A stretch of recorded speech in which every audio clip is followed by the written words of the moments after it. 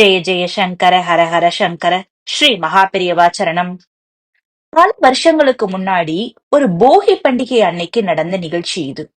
ஒவ்வொரு பொங்கல் பண்டிகை அன்னைக்கு அம்பாள எந்த கோலத்துல தரிசிக்கணும், அதனால நமக்கு என்ன நன்மைகள் கிடைக்கும்னு மகாபெரியவாளோட அருளால நாம தெரிஞ்சுக்கலாம்.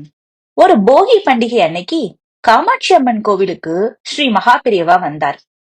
அங்கிருந்த சாஸ்திரிகள் கிட்ட பொங்கல் அன்னைக்கு அம்பாள சாகம்பரியா அலங்காரம் பண்ணணும், அதாவது காய்கறிகளால அலங்காரம் பண்ணுங்கோ. இந்த வடிவுல அம்பாள தரிசிக்கிறதால பாவம் தீரும், புத்திர பாக்கியம் ஆரோக்கியம் கிடைக்கும். அம்பாள மட்டும் இல்ல, கோவிலோட எல்லா இடத்துலயும் காய்கறி பழங்களால தோரணம் கட்டுங்கோன்னு சொன்னார். உடனே அந்த சாஸ்திரிகள், இதுக்கு 2-3 லோடு காய்கறி தேவைப்படுமே, ஒரே நாள் அது சாத்தியமில்லையேன்னு நினைச்சுண்டு இத அடுத்த ஆண்டு வச்சுக்கலாமே அப்படின்னு பணிவா சொன்னார். ஸ்ரீ மகாபெரியவா உடனே அவர்கிட்ட, அம்பாளோட விருப்பத்தை சொல்லிட்டேன், அவ பாத்துக்குவான்னு சொல்லிட்டார். அன்னைக்கு சாயங்காலம் சென்னை கொத்தவால் சாவடியில இருந்து 3 லாரிகள் கோவில் முன்னாடி வந்து நின்னது.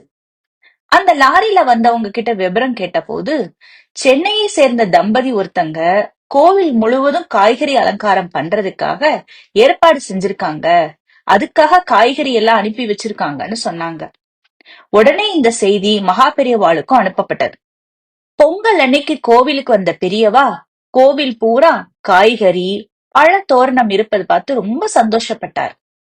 அம்பிகைய சாகம்பரி அலங்காரத்துல தரிசிச்ச பெரியவா பக்தர்கள் கிட்ட, பொங்கல் அன்னைக்கு சூரியனை வழிபட்டா ஆரோக்கியம் உண்டாகும், இன்னைக்கு தர்ப்பணம் பண்றது ரொம்ப அவசியம், அம்பாள சாகம்பரியா தரிசிச்சா நினைச்சது நிறைவேறும், நாளைக்கு கோபூஜை பண்ணணும், நாளைக்கு மறுநாள் உடன் பிறந்தவர் நலனுக்காக பிரார்த்தனை பண்ணணும்னு சொல்லி எல்லாருக்கும் ஆசீர்வாதம் பண்ணார்.